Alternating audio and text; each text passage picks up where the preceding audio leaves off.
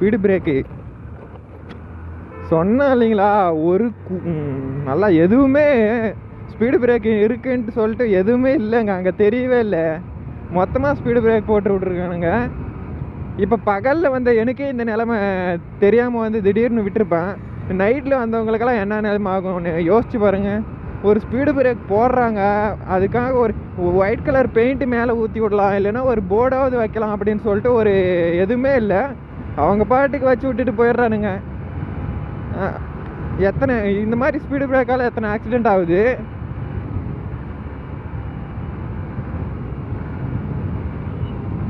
Speed at least போடுறாங்க break, speed break போடுறது ஒரு பாதுகாப்புக்கு தான். சரி, ஸ்பீடாக போக மாட்டாங்க, ஸ்லோ பண்ணி போவாங்கன்ட்டு ஸ்பீடு பிரேக் போடுறாங்க.